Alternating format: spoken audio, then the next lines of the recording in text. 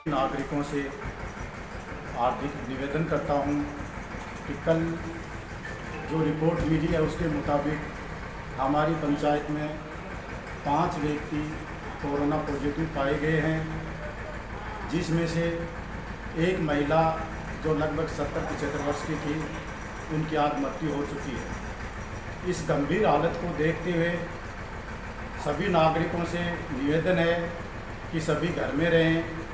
सरकार द्वारा कोविड-19 की जो गाइडलाइन जारी की है उसका सख्ती से पालन करें, मास्क लगाएं, सैनिटाइज़र लगाएं और बिना काम के तो क्या, मैं तो चाहता हूं कि काम से भी घर से बाहर ना निकलें।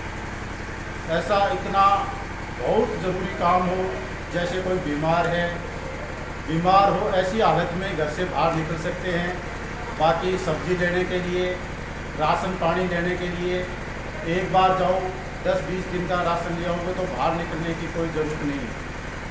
लगभग देखने में आया है कि 90% लोग बिना काम के, बिना वजह के घर से बाहर घूमते हैं, जो कि बहुत ही गलत है।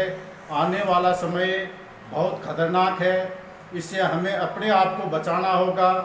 जो अभी हालत चल रही है वो ऐसी हालत है कि सरकारें जनता की तरफ देख रही हैं कि जनता से कुछ मदद हो जाए, और जनता सरकारों की तरफ आशा कर रही है कि सरकार से हमें कोई उम्मीद मिल जाए। अभी न सरकार के पास कुछ है और न ही जनता के पास कुछ है। सरकार अपनी जो चिकित्सकीय सेवाएं दे रही है वो फिलहाल जितने कोविड के केस बढ़ रहे हैं उनको देखते हुए ऊंट के मुंह में जीरा के बराबर है। आज किसी अस्पताल में बेड नहीं है, ऑक्सीजन नहीं है, दवाइयाँ नहीं है और स्टाफ भी नहीं है। इस हालत को देखते हुए हमें दूसरे के ऊपर, किसी के ऊपर भरोसा नहीं करना है। हमें अपने आप को बचाना है, अपने परिवार को बचाना है, अपना ख्याल खुद रखना है।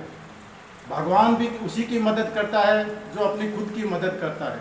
हमें अपना खुद का बचाव करना है, किसी के भरोसे नहीं रहना है। प्रशासन बिल्कुल सुस्त है, प्रशासन कुछ नहीं कर रहा है। प्रशासन उसको पकड़ने जाता है जो कहीं अपनी लड़की की शादी करता है, कहीं दुकान वाला कोई निकाल के कोई सामान दे रहा है। कि शादी होना मुश्किल है, आप 10 का नाम लोगे, 50 आएंगे, 100 आएंगे। जो आज की हालात को देखते हुए आपके लिए नहीं, आपके आस पड़ोस के लिए, आपके रिश्तेदारों के लिए, आपके गांव वालों के लिए, सबके लिए खतरा है। हम ऐसा काम ना करें जिससे हम खुद खतरे में आए, हमारे रिश्तेदार, हमारे परिचित, हमारे गांव वाले, ये सब खतरे में आए। इन सबको देखते हुए मैं आपसे विनम्र निवेदन करता हूं कि शादी प्रोग्राम बिल्कुल से रद्द कर दो। हम जिंदे रहेंगे, सुरक्षित रहेंगे तो हम आगे फिर कर लेंगे, और अगर हम जिंदे ही नहीं रहे तो उत्सव, वो शादियां करके क्या करेंगे। इसलिए शादी वाला और 2 से 4 व्यक्ति इकट्ठे होने वाला कोई भी काम है वो सब रद्द कर दो। सोशल डिस्टेंस बहुत ज़रूरी है, इसको बनाए रखो। बिना मतलब घर से मत निकलो, कुछ नहीं है, बाहर अपने घर में रहो। अगर आपको एक टाइम की सब्जी ना मिले तो भूखे मरते नहीं मरोगे, लेकिन बाहर जाओगे तो बीमारी से मर जाओगे। डरना नहीं है, लेकिन कोरोना से लड़ना भी है और लापरवाही भी नहीं करनी है। ज़्यादा नुकसान, मौत, बीमारी से इतना नुकसान नहीं होता जितना लापरवाही से होता है। आप लापरवाही बिल्कुल मत करो। आसपास चारों तरफ आप केस देख रहे हो, हालात देख रहे हो, इन हालातों को अपने आप को ही काबू पाना पड़ेगा। जय हिंद। शादी, मैं तो पहली बात तो ये कहना चाहूँगा कि जो भी शादियाँ हैं, शादियों को रद्द कर दो। हम जिंदे रहेंगे, सुरक्षित रहेंगे तो शादियाँ आने वाले टाइम में, अगले साल में 2 महीने, 4 महीने, 6 महीने बाद कर लेंगे। ये शादी, ये जो समारोह हैं, ये जान से, अपने जीवन से बढ़कर कुछ भी नहीं है। अगर जीवन को बचाना है तो जितने भी धार्मिक प्रोग्राम हैं, जितने भी सार्वजनिक प्रोग्राम हैं, जितने भी शादियां हैं, जितने भी जहां 2-4 लोग इकट्ठे होने का कोई भी प्रोग्राम है, उन सब को रद्द कर दिया जाए।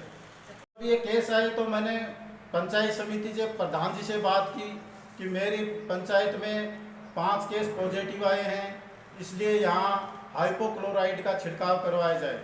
प्रधान जी ने जवाब दिया कि हमारे पास अभी कोई नहीं है। जो हमारा गाड़ी चल रही है हाइपोक्लोराइड वाली, उसका डाइट वाइज प्रोग्राम बना हुआ है, उसके मुताबिक आपका अभी नंबर नहीं है। अब आपका कब आएगा, 5 दिन में आएगा, 10 दिन में आएगा, तब छिड़काव होगा। उस टाइम अगर आज हमें छिड़काव चाहिए, 5 दिन बाद होगा, वो छिड़काव हमें नहीं चाहिए। कोई काम का छिड़काव नहीं है ये।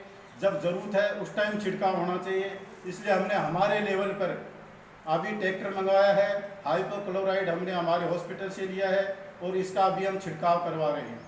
इसलिए हम बता रहे हैं कि किसी के भरोसे मत रहो, कोई मदद करने वाला नहीं है।